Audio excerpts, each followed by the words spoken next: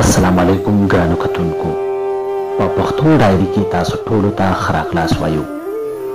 ګرانو کتونکو، څنګه چې تاسو ته پته ده، پښتانه یو لوی تاریخ لري او د وخت په اوږدو کې ډېره قرباني او زیار او کوښښ ویستلی. د پښتو ډایري ټیم په دې هوډ کې دی تر څو د تاریخ له کرښو د مضمون د لاندې هغه پښتانه در وپېژني چې د تاریخ په اوږدو کې د خپل هیواد او ولس لپاره زیار او کوښښ ویستلی او پښتنو ته یو خاص نوم وربخلی. د همدې مضمون لاندې نن موږ د پښتو ادب نوموړی او نومیالی شاعر سمیالله تړون ته تم شوي یو. ښاغلی سمیالله تړون د محترم مکرم خان زوی چې په 1459 هجري شمسي کال کې د کونړ ولایت د وټپور ولسوالۍ کې زیږېدلی، چې ابتدایي زده کړې یې په باجوړ کې کړي. په 1458 هجري شمسي کال کې د کونړ له عمرا خان لیسې څخه بریالی راووت او د ننګرهار پوهنتون د حقوقو پوهنځي زده کړې ترسره کړې. سمیالله تړون د شاعرانه مزاج څښتن او لا کوچنی چې د شعر ښاپیرۍ ورته د یارانې لاس ورکړو. ورو ورو د تخیل په نړۍ کې وګرځو، ښکلا او بدرنګي ور وپېژنده او د ده په زړه کې لکه د یوې معشوقې ځای ونیو. سمیالله تړون په خپل شعر کې د خپلې ټولنې او ولس دردونه، غمونه راخیستي او د هغې ژوندی انځور یې ویستلی. د رباب غېږه کې یو ترنګ دی، جنګ نه لري تښتي، د ټپو شور د بنګړو شړنګ دی، جنګ نه لري تښتي. خدای د امن پرښتې دې رانه ټولې تاوې کړه، خدایه د امن پرښتې دې رانه ټولې تاوې کړه، دا کابلی زړه مې نور تنګ دی، جنګ نه لري تښتي. څه سپین خو نه دی چې سرې وینې په مخ ښکاره شي، څه سپین خو نه دی چې سرې وینې په مخ ښکاره شي، جانان د رنګه غرمرنګ دی، جنګ نه لري تښتي.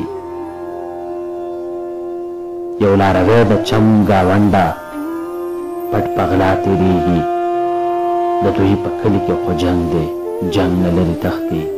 په پېښور یې تسل نشي لا ټکه اوړي، په پېښور یې تسل نشي لا ټکه اوړي، لا یې په غوږ د راکټ کړنګ دی، جنګ نه لري تښتي.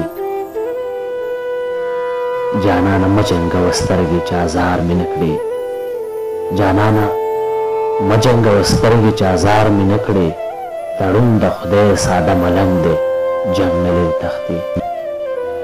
محمد آصف سمیم د سمیالله تړون په اړه وایي: تړون د خپل هیواد ټپي ټپي حالات په خپل شعر کې نغښتي او د خپل هیواد د بقا لپاره سوالونه کوي. خدایه زما د مینې یار پکې ژوندی وساته، خدایه زما د مینې یار پکې ژوندی وساته، د ښکلا چم ته راتېر کړه اسرائیل لاسونه، د ښکلا چم ته راتېر کړه اسرائیل لاسونه. له محمد آصف سمیم صاحب څخه وروسته ازمون صاحب هم د سمیالله تړون په اړه داسې وایي: د سمیالله تړون غزل یو پوخ او د ښکلا ستره بېلګه ده چې د مېړانې او د هویت توکي پکې راوړي.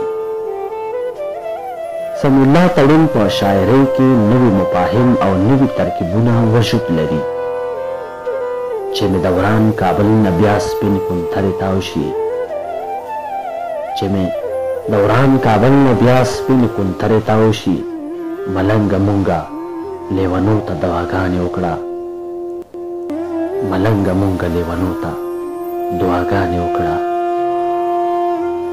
له کلي پورته شوې لمبې ماشومان چغې وهي، وایي بابا جان وایي ادې، ماشومان چغې وهي.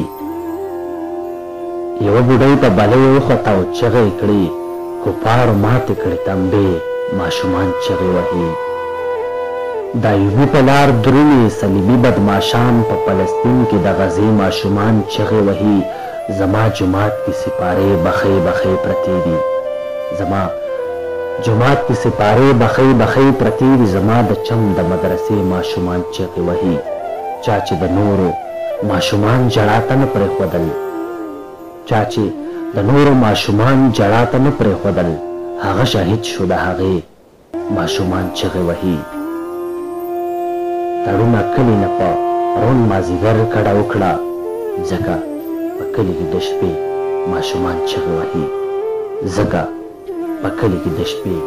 ماشومان چغې وهي.